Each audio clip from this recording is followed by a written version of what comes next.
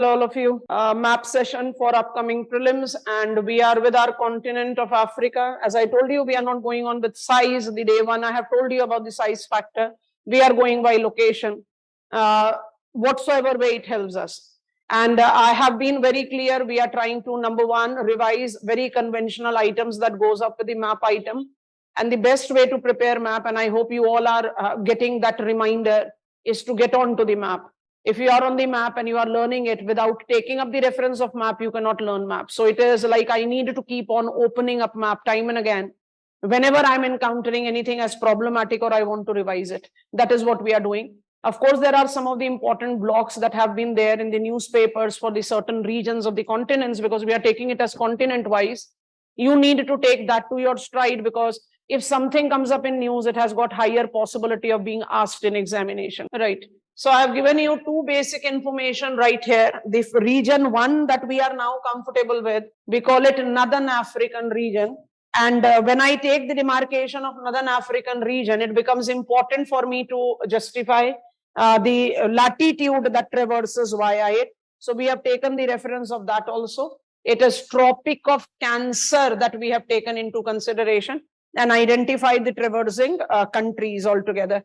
Okay, अब क्या करते हैं, इसी मैप को थोड़ा सा zoom up करके demarcation को आगे बढ़ाते हैं. So what I do is I simply remove out these details that I have created. And now carefully understand. Let it be on political map for us to interpret and outline. So when I take account of the study that is related very clearly, when we talk about Africa as a region, you have to understand the categories, because otherwise 1, 2, 3, 4, 5, 6 countries is a difficult task for us to interpret, right? So what you have to understand is regional demarcation.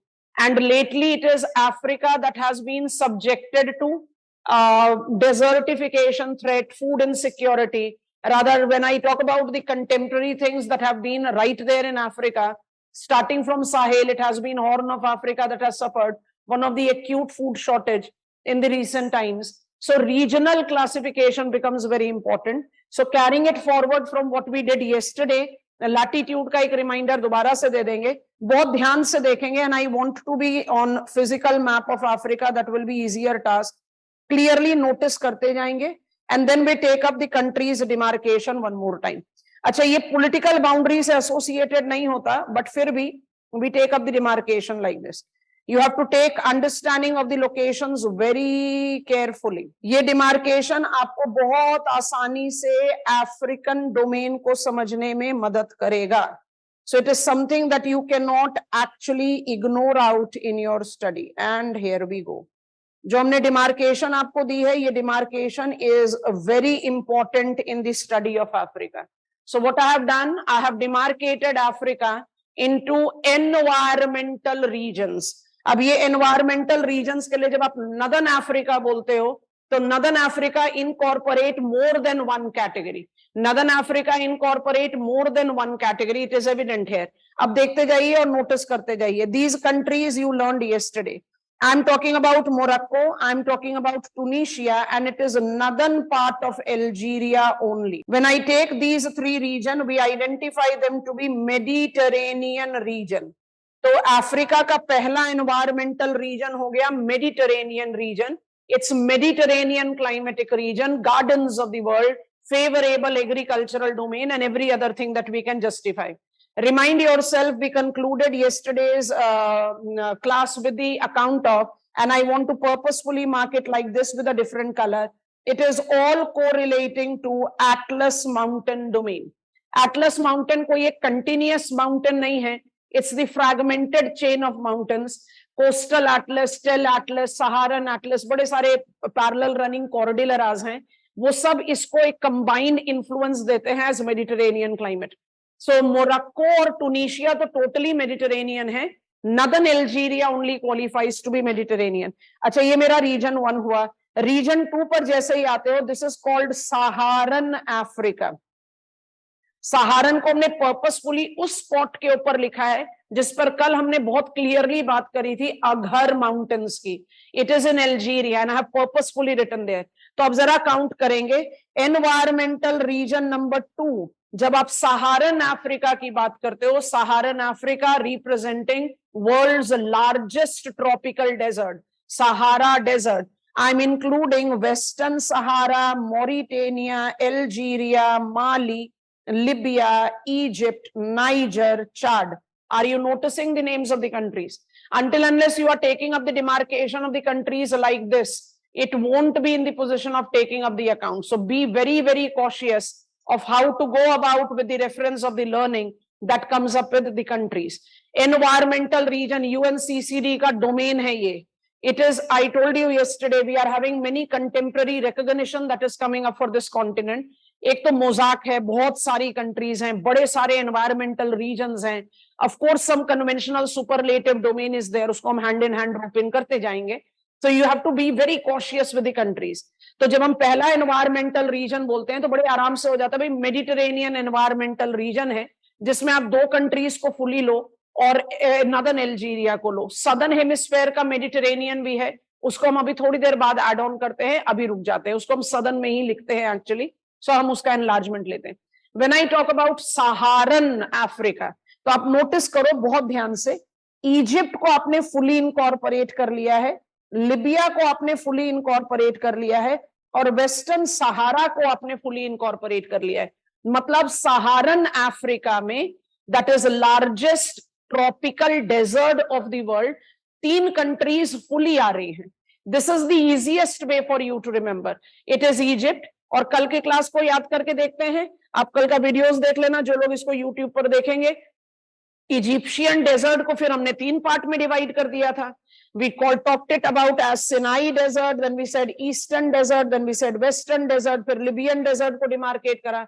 वो सब categories हो गई. ये सारे के सारे क्या है? Sahara desert. Sahara desert is the largest tropical desert of the world and it is excellent example of sandy desert. It is known for its sand dunes.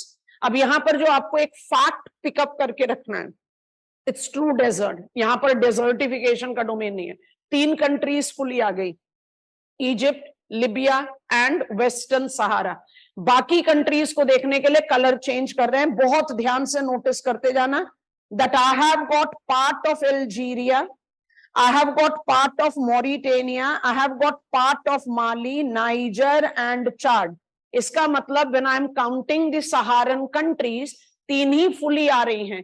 बाकी Algeria, Mauritania, Mali, Niger, Chad is partly coming up into the Saharan environmental region. That is true desert. ये clarity statement based question के लिए एकदम smooth ride हो जाती है. तो you develop it like this. Names of the countries भी जब categorize हो जाएंगे तो it becomes easier for you to remember them. So दूसरा environmental region है Saharan. And in इस environmental region में जो कुछ countries के नाम लिए उनके नाम reputation में आते हैं, तो let us go there. The third environmental region, अब इसमें बड़े छोटे छोटे countries आते जाएंगे. The third environmental region is called Sahel. The third environmental region is called Sahel, and I want to write it here. It is a sub-Saharan Africa. ये वाला expression भी you can encounter in the question paper, so just be cautious. Sahel जो है वो true desert नहीं है. Sahel जो है वो ट्रू डेजर्ट नहीं, डेजर्ट का पेरिफेरल लोकेशन है. मतलब it is the area which is most prone to desertification. It is most prone to desertification. अब ये डेजर्टिफिकेशन का जो डायमेंशन है, इसको अप्लाई करते समय आपको कौन सी कंट्रीज सेलेक्ट आउट करनी है. साहेल को लेबल करके ही हम आपको ईस्ट पर ले जाएंगे, विच इज इंपॉर्टेंट कैटेगरी. ठीक है. अच्छा, साहेल की जब आप बात करते हो तो आप ध्यान से देखेंगे, I incorporate countries like Senegal, Gambia, Guinea Bissau, Guinea, Burkina Faso. ठीक है. अच्छा, अब ध्यान से देखो, I have got part of Mauritania, I have Mali, I have Niger, I have Chad. इसका क्या मतलब हो गया? ब्रेकआउट कर लीजिए. Mauritania, Mali, Niger, Chad counted among the most desertified countries of the world. Functioning ground of UNCCD since 2010. FAO का green recognition to the Great Green Belt Initiative. and the revival of the production productivity. Mauritania, Mali, Niger, Chad एकदम फटाफट से हमारे सामने आ जाते हैं.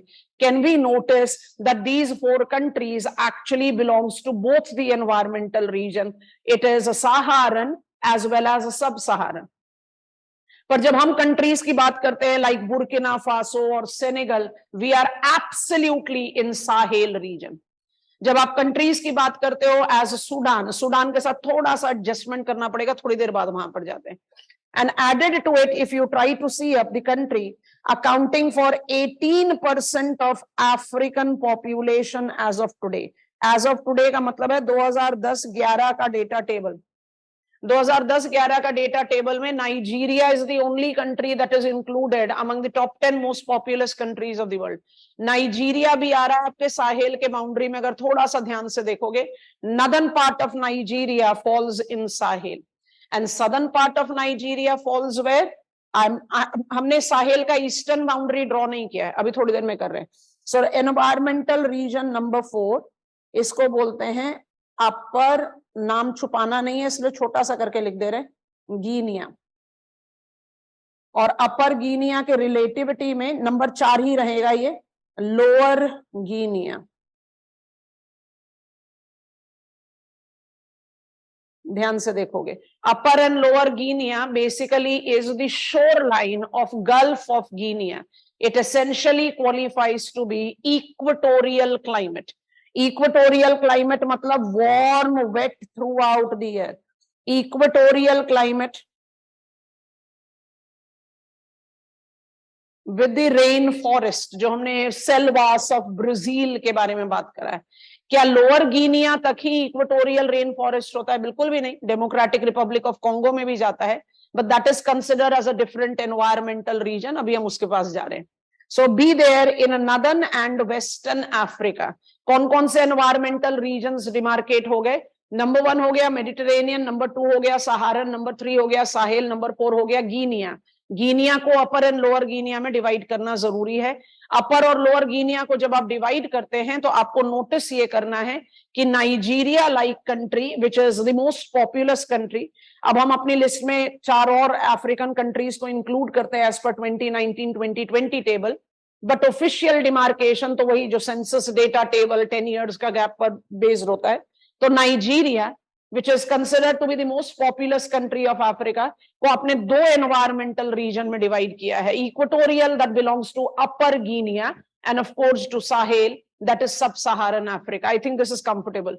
अब बहुत ध्यान से नोटिस करेंगे, Equatorial लिखने का मतलब था नंबर 5 को भी इंक्लूड करना. This is called Congo Basin. ये जो Congo Basin का environmental region है ना, इसको आप कहते हो सबसे बड़ा इक्वेटोरियल रेन फॉरेस्ट डोमेन. इसके साथ काफी सारे और कैरेक्टरिस्टिक्स हैं that will help us in taming up this continent which is mosaic of countries. So I take Congo Basin to be nothing but, so I write equatorial climate is 4 and 5. ऐसे करके देख लो. तो equatorial climate कौन कौन से environmental regions पर आ गए? 4 and 5. Congo Basin essentially includes the Democratic Republic of Congo. It do have got the parts of neighboring country called Congo. अभी हम उसके बारे में बात करें, but 1 point मैच करना पड़े तो Congo को आप बहुत आराम से लोअर गिनिया में ले जा सकते हो. Democratic Republic of Congo will fall into Congo Basin. We also call it Central Africa. So environmental region का नाम लिख रहे हैं Congo Basin. अब थोड़ा सा कॉशियस होना पड़ेगा डिमार्केशन के लिए. So be clear with this. ये एक सब कैटेगराइजेशन आप कह सकते हैं. I have to attempt it like this. इस सब कैटेगराइजेशन का सीधा सा एक ही मतलब है that when I take up the countries like Central African Republic, South Sudan, part of Ethiopia, Kenya, Tanzania, ना तो हम इनको कॉन्गो बेसिन में इंक्लूड कर सकते हैं, ना तो हम इनको साहेल में इंक्लूड कर सकते हैं. हम इनको किस में इंक्लूड करते हैं? नंबर 6 लिख देते हैं and I am writing it as savanna. Savanna environmental region. Savanna environmental region incorporate categories of Eastern African countries. अच्छा, अब मुझे ना यहाँ पर एक चीज ऐड करनी है, उसके बाद ही हम आगे जाएंगे। ईस्टर्न अफ्रीकन कंट्रीज के लिए हम क्या कर रहे हैं, थोड़ा सा इसको जूम करते हैं and I attempt it here. ये कॉलोनियल सेटलर्स का डिमार्केशन है, तो I just highlight this block here. ये लुक्स लाइक हॉर्न, जैसे वन हॉर्न राइनो का हॉर्न होता है, इट लुक्स लाइक दिस। तो इसको नाम दिया कॉलोनियल सेटलर्स ने हॉर्न ऑफ अफ्रीका। एक एडिशनल इंफॉर्मेशन दे रहे हैं, horn of Africa is nothing but a peninsula, the peninsula which is binded between Red Sea, Gulf of Aden and Indian Ocean बोल लो या अरेबियन सी बोल लो, बोथ इज एप्लीकेबल। जब आप हॉर्न ऑफ अफ्रीका की बात करते हो तब आप कंट्रीज लेते हो इरिट्रिया, यहां पर एक कंट्री जिबूती मिसिंग है, यहां पर हम नाम लिख देते हैं, अभी पॉलिटिकल मैप पर आपको दिखा देंगे। आपके पास स्कूल एटलस से आप बहुत आराम से नोटिस कर रहे हो। It is Eritrea, it is Djibouti, it is Ethiopia and it is Somalia. तो बहुत ध्यान से एक चीज को समझ लेना, horn of Africa correlates with Ethiopia also. Ethiopia is included in Savannah environmental region as well. जब हम इथियोपिया को सवाना में इंक्लूड कर रहे हैं तो हम उसको एनवायरमेंटल कैटेगरी में इंक्लूड कर रहे हैं। इथियोपिया को जब हम हॉर्न ऑफ अफ्रीका में इंक्लूड कर रहे हैं तो we are locating it in terms of its location, that it is part and parcel of that peninsula which is bounded by water on three sides. अच्छा, horn of Africa and eastern Africa भी synonymous terms नहीं है, क्योंकि eastern Africa में इन चार countries के अलावा Kenya और तंजानिया इंक्लूड होगा। हम दोबारा से रिपीट कर रहे हैं, be concentrated. Some of you requested me to repeat Egypt also yesterday, वो भी रेपिटेशन में आ जाएगा। अभी थोड़ा सा रिमाइंडर पॉइंट को जज करते हैं। When I talk about Savannah as environmental region, हम कीनिया, तंजानिया और इथियोपिया को रोप इन कर रहे हैं, along with South Sudan, Democratic Republic of North of Democratic Republic of Congo, South Sudan and Central African Republic. Savannah environmental region में Kenya, Tanzania को include करा, छोटे कंट्रीज को भी अवॉइड कर रहे हैं। कीनिया, तंजानिया को इंक्लूड करा। Kenya, Tanzania is member of eastern African region. East Africa का कंस्टिट्यूएंट्स जो है, that includes Djibouti, Eritrea, Somalia, Ethiopia. They make example of Horn of Africa. मतलब Horn of Africa is a part of East Africa. I think this is done. अच्छा, ये बात तो समझ में आ गई कि horn of Africa is a part of east Africa. Horn of Africa और ईस्ट अफ्रीका में कंट्रीज का नेम डिफरेंट आता है। एनवायरमेंटल रीजन्स की बात करें तो क्या हम साहेल को कंटिन्यू कर रहे हैं towards Ethiopia, Eritrea, Sudan and Somalia? To extension, yes. It is not true desert, barring the exception of a drier spot that is identified in Somalia. बिल्कुल zoom up करके यहाँ पर नाम लिख देते हैं। I have to make my marker very thin to write it. It is called Ogaden Desert. Somalian domain में है तो इसलिए बिल्कुल यहीं पर ही लिखेंगे। Let me stretch out the arrow and write it. Ogaden desert. नहीं तो अदरवाइज आप कौन से एनवायरमेंटल रीजन में हैं? आप साहेल में हैं, sub Saharan Africa.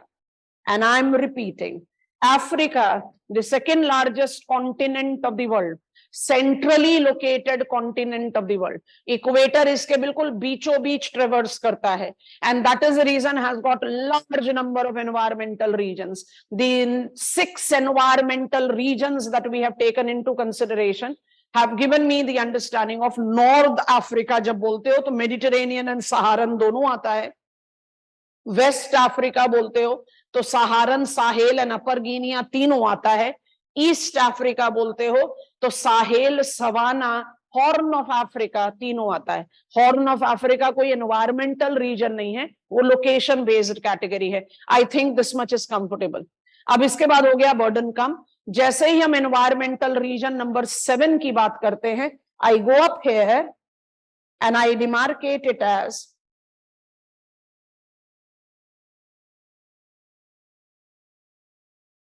Southern Africa. क्या ये एनवायरमेंटल रीजन है? ये लोकेशनल रीजन है which can be subdivided into many categories. अब ये सब डिविजन्स की बात करते हैं one by one. So when I talk about Zambia, Angola, ये सवाना का एक्सटेंशन हो जाएगा. When I talk about Mozambique and Madagascar, ये मॉनसूनल क्लाइमेटिक रीजन हो जाएगा. When I talk about south western Africa, ये मेडिटेरेनियन रीजन हो जाएगा. तो मतलब स्पॉटिंग पॉइंट में बड़े सारे डोमेन आ जाएंगे, इसलिए हम इस रीजन को as a southern African region के तौर पर डिमार्केट करते हैं. इट इनकॉर्पोरेट डेजर्ट्स आल्सो, तो उसको भी डिमार्केट आउट कर देते हैं. Why to leave it. Botswana में कालाहारी डेजर्ट एंड नमीबिया में Namib desert. So I can have desert conditions also demarcated here. So Southern Africa can be sub-categorized into multiple environmental region. तो उसको आप सब categories में demarcate रखें. Location को कैसे जस्टिफाई करोगे? Location is justified absolutely with the domain of south of democratic Republic of Congo. दोबारा से रिपीट कर रहे हैं, पॉलिटिकल मैप पर रहो. South of democratic Republic of Congo is southern African reason. कुछ गलती नहीं है इसमें, इसको सदर्न अफ्रीकन रीजन के तौर पर ही याद रखें.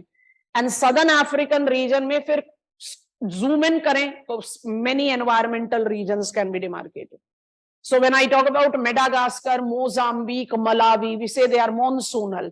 When I say Botswana and Namibia, they are desert. Botswana, Kalahari Desert.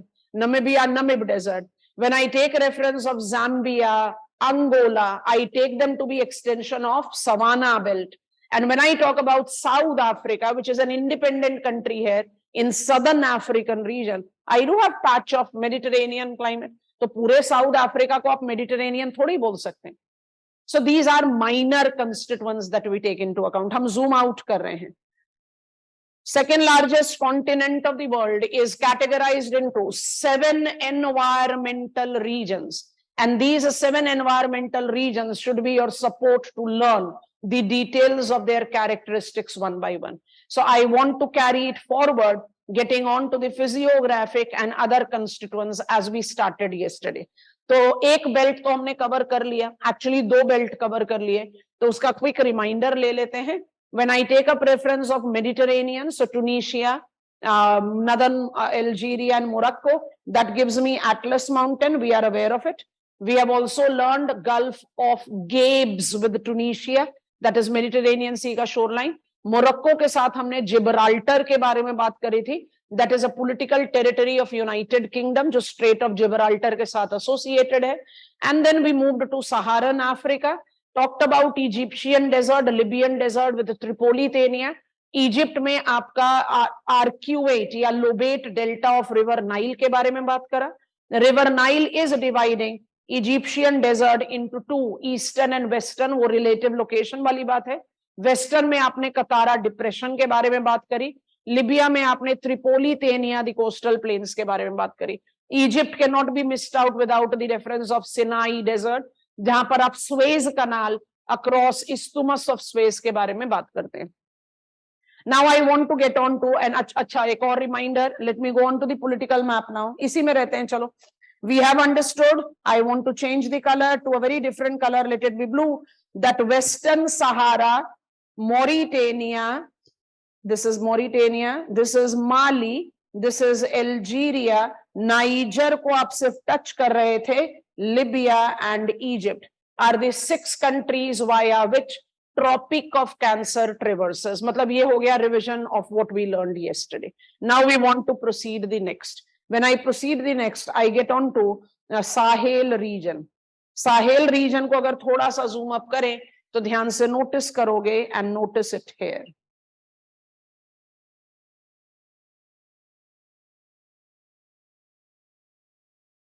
Lake Chad. Lake Chad is a freshwater lake in sub-Saharan Africa, and carefully notice it. It is incorporating. ऐसा करें, इस map पर आते हैं, revision of this location दोबारा से pickup करेंगे. यहाँ पर बहुत हौच पौच हो गया. ये रहा. When I take up reference of Lake Chad, Lake Chad का जो लोकेशन है वो right here है. And when I take Lake Chad, आपको बहुत आराम से समझना पड़ेगा. Lake Chad is that lake which makes international boundary between 4 countries. So I have got Niger, I have got Chad, I have got Nigeria and I have got Cameroon. चारों country. अच्छा, अब इसमें रिमाइंडर ले लो, niger और चाड को आपने दो environmental reason में डिवाइड करा, सहारन एंड साहेल। नाइजीरिया को भी आपने दो में डिवाइड करा है, it is Sahel and Upper Guinea. Cameroon को आप आराम से transit in Guinea upper and lower में अप्लाई कर सकते हो। This is how you take up Chad Lake. So this is my Lake Chad. I am removing all these sticks right here. जैसे ही आप साहेल एंड सब सहारन African region की study करते हैं, comes in a very important significant stream for us to take into account. इस river का नाम है नाइजर। ध्यान से देखते जाओ, सियरा लियोन एंड गिनिया के इंटरनेशनल बाउंड्री से ट्रेवर्स होते हुए, it has got a big mosaic of small streams joining in at Mali. You don't need to take up that into reference. Niger से ट्रेवर्स करेगी, नाइजीरिया में अपना डेल्टा बना रही है। इंटरनेशनल रिवर्स का नया मैप रिलीज हुआ है। इंटरनेशनल रिवर्स का ये मतलब नहीं that I need to talk about rivers that are forming international boundary. यहाँ ध्यान से देखो, ये हार्डली इंटरनेशनल बाउंड्री क्रिएट कर रही है, बट इसको भी इंटरनेशनल रिवर बोलते हैं। Which river I have just mark? It is called river niger. River niger का जो फ्लो पैटर्न है वो आप बहुत आराम से देख रहे हो, साहेल एंड अपर गिनिया में है। River Niger correlate with a very significant tributary, क्योंकि हमें कैमरून को इंक्लूड करना पड़ सकता है। So I am just changing the colour, rising from Cameroon and confluencing with Nigeria. इस रिवर का नाम है Benue. So I just make my marker thinner and write down the name. इस रिवर का नाम है river Benue. River Benue is the reason that I do include Cameroon into the Niger drainage basin. बड़ी tributary है।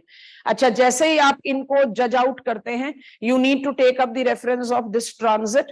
मतलब when you are entering from Niger to Nigeria, right here at this location, you have got one of the most prominent, it's called Kenji Reservoir, one of the most prominent man-made lake in the Sahel region. याद रखना, northern Nigeria is a Sahel, sub-Saharan Africa. Kenji Reservoir is right there in Nigeria. It has nothing to do with Niger. Niger River, Niger, Nigeria दोनों से relate करती है। Mouth of River Niger, Delta of River Niger is correlated to Gulf of Guinea. आपने Guinea gulf और उसके related upper and lower Guinea का demarcation already ले लिया है। When I talk about this particular location and the big river system, it is this, and of course we have got Kenji Reservoir that can be applied. एक छोटी river है, significant है, because otherwise in this particular location river का relevance कम है। Guinea से rise करते हुए Mali and right here notice draws international boundary between Mauritania and Senegal. इस रिवर को आपको रोप इन कर लेना चाहिए अपनी इंफॉर्मेशन में। This river is called river Senegal. तो नाम कोई ज्यादा मुश्किल काम नहीं है। एंड सेनेगल को आपने बहुत क्लियरली डिमार्केट करा हुआ है आपके साहेल टेरिटरी में। तो Senegal is the river which has got its mouth in Atlantic ocean, and Niger is the river which has got its mouth in Gulf of Guinea. Of course, that is also the marginal water body of Atlantic Ocean. Things becomes easier right here. And Nigeria, 18% of African population has got fertile lowland of both river Benue and Niger. That is the reason it has got sufficient food production per view. So जब आप western अपर Guinea की बात करें तो आपको niger river and Sahel की बात करो तो नाइजर रिवर के साथ चाड लेक के बारे में बात करनी चाहिए। When I talk about Chad Lake, I very clearly say it is significant lake because you are in drier area, but it is definitely not known for its size. इसका significance इसलिए भी है कि 4 countries का international boundary बनता है, inland drainage का mouth है, deserts में that goes very clear, so we are not taking that into account. अच्छा, जब हम इस टेरिटरी को क्लोज डाउन करने की बात करें and we want to move beyond, तो एक रफ डिमार्केशन जो आपके दिमाग में रहनी चाहिए वो ये है। और ये डिमार्केशन अपने दिमाग में रखना कि जब हमने वेस्टर्न पार्ट में ये दो चीजें इंक्लूड करी हैं तो साहेल और अपर गिनिया में इंक्लूड करी है। I have talked about river Nile yesterday, so I don't want to talk about it. अभी थोड़ी देर पहले आपको हॉर्न ऑफ अफ्रीका समझा दिया है। सो ये जिबूती, इधर से डिमार्केशन लेंगे, इथियोपिया, सोमालिया, ये चारों को ले लो आप horn of Africa. Horn of Africa एक लोकेशन है जो ईस्ट अफ्रीका का पार्ट है। Do I need to take anything specific for horn of Africa? I have to remove this and ask you to understand. Zoom up कर रहे हैं, बहुत ध्यान से देखते जाओ। Horn of Africa has been in newspaper recently, acute food shortage, सारे के सारे प्लेसेस का इंपॉर्टेंस हो सकता है, सो cautious as you revise about this location. We know this is Red Sea,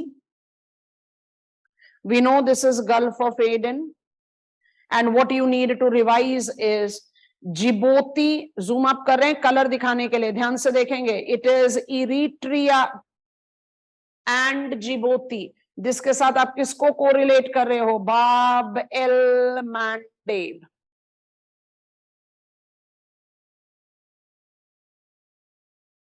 Bab el-Mandeb is the strait that is connecting Red Sea and Gulf of Aden.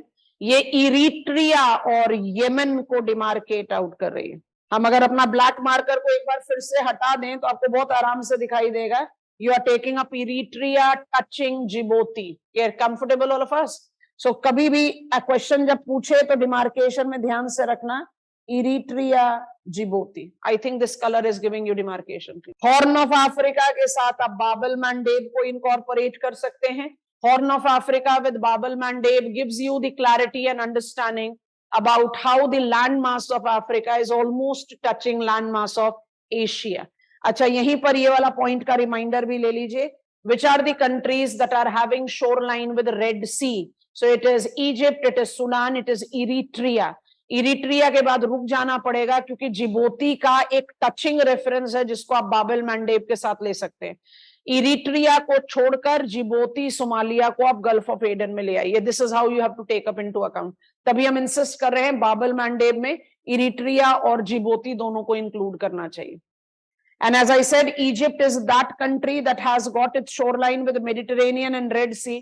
तो मतलब Atlantic Ocean के साथ भी गया और इंडियन ओशन के साथ भी गया। You know, that kind of demarcation as you revise, because such type of throwaway marks questions simply goes out of our hand because we are not in the regular location revision of them. कि था कि नहीं था, you know, you are in that confusion altogether. Okay, when I take reference of East Africa, I very clearly take into account Kenya and Tanzania to my consideration. और जब Kenya Tanzania को consideration में लोगे तो एक बहुत important demarcation pickup करना पड़ेगा। तो ऐसे शेड आउट कर देते हैं हम, Eritrea, Djibouti, Ethiopia, Somalia, Kenya, Tanzania, Uganda, Rwanda, Burundi, they make up example of Eastern African region. When I talk about Eastern African region, apart from Horn of Africa, Bab el-Mandeb, मुझे और क्या चीज अपने दिमाग में रखनी है? Horn of Africa बहुत important, food insecurity बता दिया आपको। Now what you have to keep in mind is back to this map because I want you to see Lake Victoria. चलो इसको zoom up कर दिया और यहाँ आपको थोड़ा सा neat tidy location देकर समझा रहे हैं, बहुत ध्यान से देखते जाओ। Zooming it up. When I talk about the largest freshwater lake of this continent, Lake Victoria. Interesting fact है, अफ्रीका के साथ largest fresh water lake Victoria है और विक्टोरिया फॉल्स भी अफ्रीका में है, जिसको आप largest volume of falling water बोलते हैं। एंजल्स फॉल कल देखा था, उसको तो टॉलेस्ट फॉल बोलते हैं। लार्जेस्ट वॉल्यूम के लिए आप विक्टोरिया फॉल को देखते हैं। अभी हम थोड़ी देर बाद लेकर जा रहे हैं। जब आप ईस्ट अफ्रीका की बात करेंगे तो आपको लेक विक्टोरिया की बात करनी पड़ेगी। So this is Lake Victoria and what I want all of you to carefully notice is this. Lake Victoria को आप डिमार्केट आउट करेंगे विद दी 3 कंट्रीज का इंटरनेशनल बाउंड्री। नोटिस करो, Kenya, Tanzania, Uganda. Lake Victoria के साथ 3 चीजें आ गई। Number 1, it's the largest fresh water lake of Africa. Number 2, it involves international boundary with 3 countries, Uganda, Kenya, Tanzania. तीनों को अपनी ईस्ट अफ्रीकन कंट्री में लिया हुआ है with the part in Savannah. And तीसरा बहुत important, yesterday we learned it, it is source of river Nile, the lengthiest river of the world. And चौथा बिल्कुल अपने दिमाग में फिट कर लो, it is not in Great African Rift Valley. I repeat, it is not in Great African Rift Valley. Great African Rift Valley को create out करना है, and what I have to do is I have to slightly make the things neat and tidy for us. तब ध्यान से देखते जाइए हम क्या कर रहे हैं. Lake Victoria is right done with our study. Now we want to take up the Great African Rift Valley. Great African Rift Valley की alignment को ऐसे लेंगे. इस alignment के support पर हम कुछ study करने की कोशिश करेंगे. I pause it down here and then I take Great African Rift Valley like this, and then I extend it towards Red Sea. This is your Great African Rift Valley. इसको बोलते हैं Western Rift Valley by default. इसको बोलते हैं Eastern Rift Valley. Location wise पता चल ही रहा है और खुद से notice कर लो.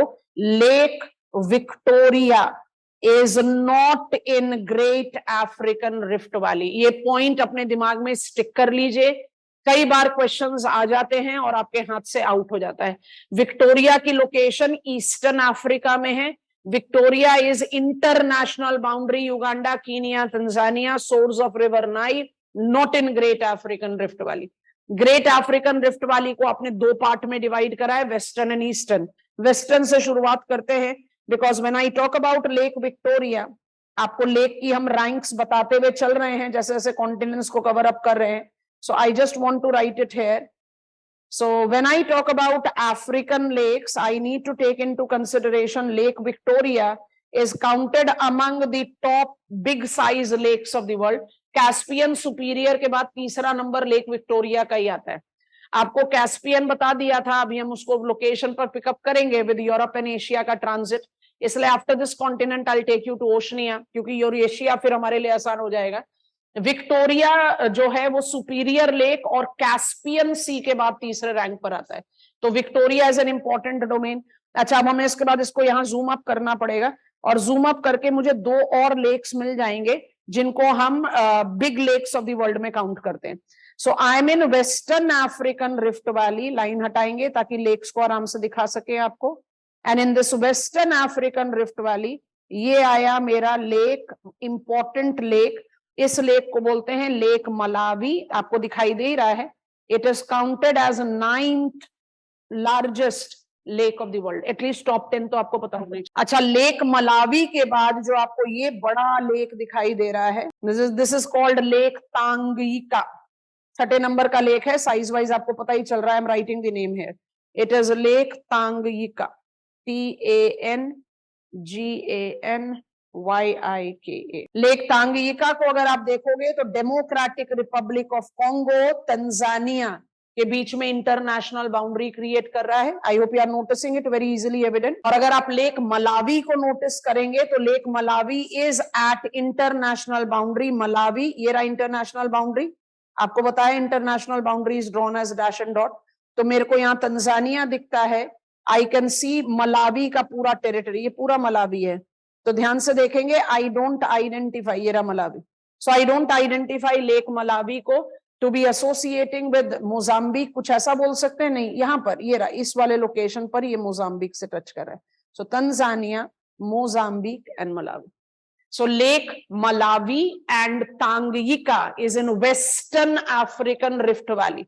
Lake Victoria is in between West and East African Rift Valley. ये छोटे छोटे लेक्स याद रखने की जरूरत नहीं है, but all these lakes, Lake Albert, Lake Edward, are on Western African Rift Valley. What you have to remember is Lake Malawi and Lake Tanganyika. Lake Malawi के साथ हमेशा याद रखना 3 कंट्रीज एसोसिएटेड हैं, Mozambique, Malawi and definitely Tanzania. और जब आप बात करें लेक तांगयिका की तो Tanzania and Democratic Republic of Congo. Now I want to enter here, और इसको भी हम रिमूव आउट कर दें ताकि हम लेक पर फोकस कर सके. तो ईस्टर्न अफ्रीकन रिफ्ट वैली में I have got the, I want to change the colour so that it becomes easier. ये लेक आपको दिखाई दे रहा है. बड़ा साइज का लेक तो नहीं है, इसको बोलते हैं लेक तुर्काना. ये मुझे बस एक लीड दे सकता है टू अंडरस्टैंड कि I have got Eastern African rift valley. And as soon as I apply it, आपको दिखाई दे रहा है we are having it in Kenya and Ethiopia. So Kenya and Ethiopia is identified to be the case that is related with international extension as well. उसके बाद एक छोटी सी lake है जो हमारी इथियोपिया में ही फॉल करती है, उसको लेक ताना बोलते हैं, उसको आप लेना चाहें या छोड़ सकते हैं। और इसके बाद आपका जो रिफ्ट वैली है वो कंटिन्यू करता है रेड सी पर। Actually Red Sea is by itself on the Rift Valley. So Rift Valley का एक्सटेंशन जो है वो Red Sea and Gulf of Aden तक कैरीड फॉरवर्ड है। जो आपका न्यू प्लेट बाउंड्री मैप आया है ना, वो सोमालिया प्लेट को एक अलग प्लेट का रिकॉग्निशन अब दे रहा है, माइनर प्लेट नहीं बोल रहे उसको। अगर हम उस मैप को फटाफट ओपन कर दें, जो ओरिजिनल डिमार्केशन था, जो प्री 2022 का प्लेट बाउंड्री मैप था, वो क्या बता रहा है कि I have got the plate called African plate involving, I have to make my marker thicker, African plate को आप ये बाउंड्री दे रहे हो रेड सी पर, और इंडियन ओशन पर डिमार्केट करके Southern Ocean and Atlantic Ocean के मिड से लेकर मेडिटेरेनियन सी पर डिमार्केट कर रहे हो। This was the boundary of African plate as the original plate boundary map, है ना। और अब क्या कर रहे हो, ध्यान से देखना, भी कंपैरिजन में बता देंगे। ये मेरा 2022 का प्लेट बाउंड्री मैप है, एडिलेड यूनिवर्सिटी ने हमें ये दिया है and we are giving it recognition. So ध्यान से देखेंगे। अब आप देखो, ये फिर से रेड सी है, देखो ये फिर से मेडिटेरेनियन सी है, देखो ये फिर से मिड अटलांटिक रिज का लोकेशन है, नोटिसिंग इट। और अब ध्यान से देखेंगे, ये डिमार्केशन आना शुरू होगी। Somalia is parting away from rest of Africa, और यही parting away is the reason that we have got Great African rift Valley. So this is the reason I told you yesterday we have got certain important domains that can be applied to be considerable when it comes on to map of Africa. So now we are talking about Somali का एक recognition as a separate plate. मतलब Somali को अब आप एक अलग plate के तौर पर डिमार्केट आउट कर सकते। It is giving me the segregation well demarcated from Africa. अगर हम ओवरराइट करें दूसरे कलर से तो शायद आपको बड़े आराम से दिखाई देगा, ये है मेरा हॉर्न ऑफ अफ्रीका, ये मेरा अफ्रीकन शोरलाइन है, और ये मेरा मेडागास्कर है। Have you visualised it now? Projection थोड़ा सा अलग है इसलिए थोड़ा सा डिफरेंट दिख रहा है। So there is a clear demarcation that has been applied here. इसलिए बहुत जरूरी है कि we take into consideration great African rift valley and the associated domain. So great African rift valley में ईस्ट एंड वेस्ट जज करें। Lake Malawi and lake Tanganyika, Malawi को बताया 9th रैंकिंग है, तांगीका को बताया 6th रैंकिंग है। लेक विक्टोरिया बड़ा लेक है बट वो रिफ्ट वैली पर नहीं, और रेड सी बिल्कुल रिफ्ट वैली पर है। तो ईस्ट अफ्रीका के डोमेन में ये सारी चीजें इंपॉर्टेंट हो जाती हैं। विक्टोरिया के साथ आपको बता ही दिया है that we are taking up the reference of lengthiest river of the world, Nile. ठीक है, अच्छा अब इसके बाद क्या कर रहे हैं, इसके बाद हम पॉलिटिकल मैप पर 1 मिनट के लिए जाते हैं and we get on to the central part. इस वाले हॉच पॉच को रिमूव करेंगे थोड़ा सा and now carefully notice, among the big rivers of Africa we find Nile के बाद it is considered to be the second lengthiest river of Africa. Congo river जो है ये एक वो रिवर है जो इक्वेटर को 2 बार क्रॉस करती है। इसका एक सबसे इंपॉर्टेंट कैरेक्टरिस्टिक्स आप जस्टिफाई कर सकते हो। अभी थोड़ी देर बाद इक्वेटर और ट्रॉपिक ऑफ कैप्रिकॉर्न पर ले जा रहे हैं हम, थोड़ा भी रिवर एंड सेटअप के बारे में बात करने में ज्यादा इंटरेस्टेड है। थोड़ा सा ध्यान से देखेंगे, this is the table land which is been referred as Katanga. अभी हम इसके बारे में बात करना शुरू करने वाले हैं, कटंगा प्लाट्यू। कटंगा प्लाट्यू एक इंटरनेशनल स्प्रेडिंग प्लाट्यू है, as you can see I have its extension in Democratic Republic of Congo and Zambia. ये वर्ल्ड फेमस है अपने कॉपर रिजर्व्स के लिए। जब हम कटंगा प्लाट्यू की बात करें, for the time being it is the transit between central African region, जिसको आपने इक्वेटोरियल क्लाइमेट के तौर पर डिमार्केट करा, and southern African reason Zambia. पहली चीज जो इसके लिए इंपॉर्टेंट हो गई वो है कि भाई इट इज कॉपर प्रोड्यूसिंग। दूसरी चीज जिसके रेफरेंस पर हमने इसका इंट्रोडक्शन लिया है, it is source of river Congo, second lengthiest river of this continent. This second lengthiest river of the continent have got the recognition of crossing equator twice, and you can see that it is an international stream that also draws the boundary between Democratic Republic of Congo and Congo. Its mouth is in Atlantic Ocean. When I take up reference of this river, it is correlating very clearly with, ध्यान से देखेंगे इसलिए highlight करा है, Angola का international boundary के साथ भी आप इसको एसोसिएट कर रहे हो। सो अगर कोई रिक्वायरमेंट हो जाए ऑफ द कंट्रीज, तो डेमोक्रेटिक रिपब्लिक ऑफ कॉन्गो को आप इन कंट्रीज के साथ एसोसिएट कर सकते हैं। What is the important points that you have to take into consideration with this? I have to make my marker थोड़ा सा थिकर। युगांडा के मतलब आपका रिफ्ट वैली के एसोसिएशन में एक रिवर है, democratic Republic of Congo and central African Republic के बीच में इंटरनेशनल बाउंड्री बना रही है। इस रिवर का नाम है उली।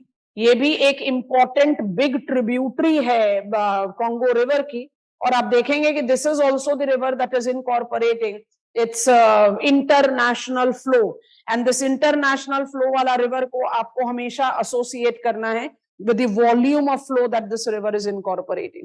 Additionally, I can easily see a river that is drawing up, ये कटंगा प्लाट्यू से ही राइज कर रही है, अंगोला और डेमोक्रेटिक रिपब्लिक ऑफ कॉन्गो के बीच में इंटरनेशनल बाउंड्री बनाते हुए मैचअप करती है इधर। इस रिवर का नाम है कसाई। कम से कम आपको ये 2-3 रिवर याद रहनी चाहिए, उली, Kasai and of course Congo river. Katanga plateau बड़ा इंपॉर्टेंट प्लाट्यू आ गया हमारे राडार पर। I will just talk about it in a minute. What is significant about river Congo? International river है, कटंगा प्लाट्यू से राइज करती है, 2 बार इक्वेटर क्रॉस करती है, principal domain is in Democratic Republic of Congo, draws international boundary between Democratic Republic of Congo, Congo also touches Angola. तो मतलब एक छोटा सा stretch of international boundary between DRC and Angola is been made by it. तो ये आपका domain हो गया। When I talk about its environmental region, ये पूरा का पूरा इक्वेटोरियल है। और एक लास्ट चीज ऐड करनी है, it is considered to be one of the most cascading stream of the world. Cascading माने hopping stream। इसका पूरा का पूरा एरिया जो है वो undulating table land है, तो रिवर जो है वो स्मूथली फ्लो नहीं करती, it just hops down the slope. So one of the world's most cascading stream is a river Congo, and as I said, it is second lengthiest river in this particular continent after river Nile. अच्छा, Katanga plateau के बारे में बात कर रहे हैं, तो Katanga plateau के साथ जरा इस वाली रिवर को भी पिकअप कर लिया जाए ताकि एक थोड़ा सा बेसिक काम आसानी से हो जाए। ध्यान से देखो, highlighting it. I want to use red colour for river. Katanga plateau से राइज कराइए, अंगोला में लेकर जाइए, take it to Zambia, touch Namibia, draw international boundary between Zambia and Zimbabwe. I hope you are noticing it. Make it enter Mozambique and its delta in Mozambique. इस river का नाम है river ज़ाम्बजी। एक बड़ा important सा domain के साथ इसके बारे में बात करेंगे। यस, नेविगेबिलिटी तो अफ्रीकन रिवर्स में है ही नहीं ना, कैस्केडिंग कोर्सेज बहुत ज्यादा है। ज़ाम्बजी river, Zambezi River is the 4th lengthiest river in Africa. 4th कैसे हुआ? पहला है नाइल, दूसरा है कोंगो, तीसरा है नाइजर एंड चौथा है ज़ैम्बजी। दोबारा से बता रहे हैं, पहला है नाइल, सबसे पहले पढ़ लिया था नाइल, दूसरा अभी थोड़ी देर पहले पढ़ा Congo. So number 1 is Nile, number 2 is Congo, number 3 is Niger, and now we are learning number 4 Zambezi. Zambezi river को एक significant river मानते हैं because of its length, draining via Katanga Plateau, that is one of the reason. And when I take up the reference of this particular river, it marks up its importance. It marks up its importance for this region. ये वाला region. अब इस region का क्या significance है, जरा ध्यान से जजाओ। इस region को अगर आप थोड़ा सा ध्यान से देखो, हम अपने मार्कर को बिल्कुल thin out कर देंगे for you to understand it. थोड़ा सा ध्यान से देखेंगे. Are we noticing that we are at Zambia, Namibia, Botswana, Zimbabwe? 4 countries के कन्फ्लुएंस पर हैं आप। इन 4 कंट्रीज के कन्फ्लुएंस पर जो ये स्पॉट हमने मार्क करा है, इसको बोलते हैं Kazungula is at intersection of these 4 countries. And why it is so important for us to take into account, more than 920 meters of Kazungla Bridge that has been developed over river Zambezi. It is linking, ये bridge जो हमने बना दिया, ये bridge क्या कर रहा है, ये ब्रिज बड़े ही आराम से लिंक अप कर रहा है बोत्सवाना और ज़ाम्बिया को। मतलब आपने ये ब्रिज यहां पर बनाया, बोत्सवाना और ज़ाम्बिया को लिंक करता है ये ब्रिज, और ये bridge is traversing via Kazungula region, इसलिए इसको काजुंगला ब्रिज बोलते हैं।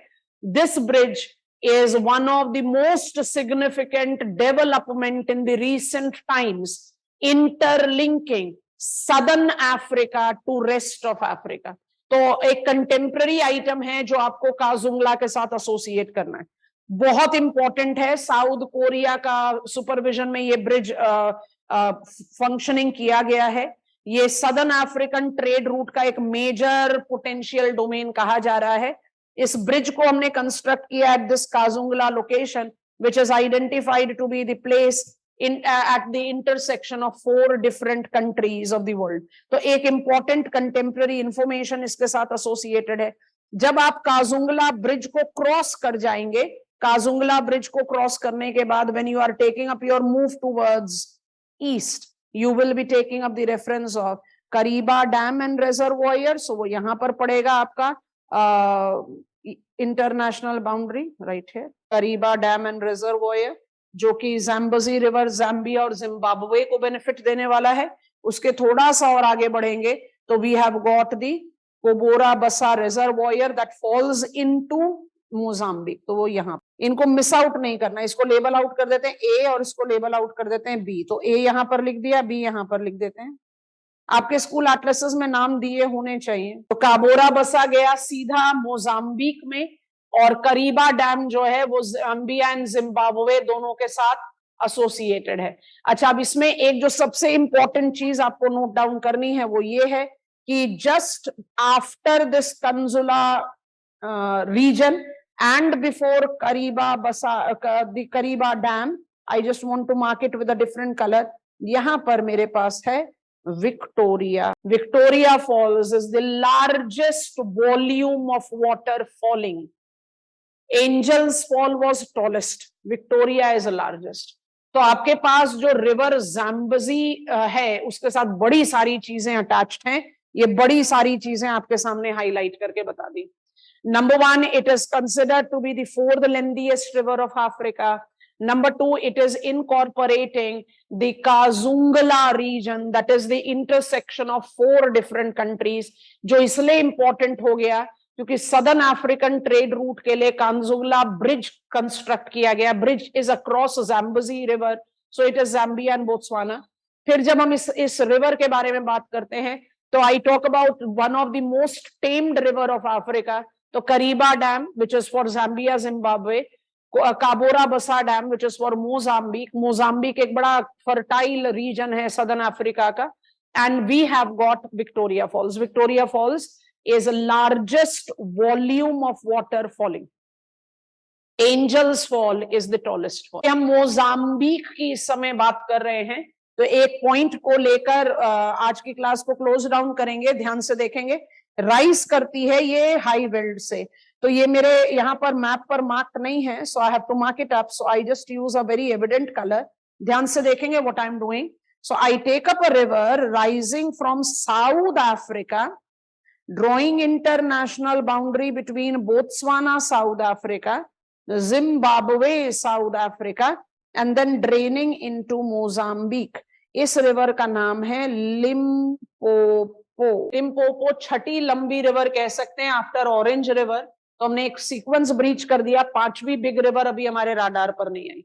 लिम्पोपो रिवर को सीक्वेंस ब्रीच करके लेने का सीधा ये मतलब है Mozambique, which is as good country as India in southern hemisphere when it comes to monsoonal climate, rice cultivation zone है।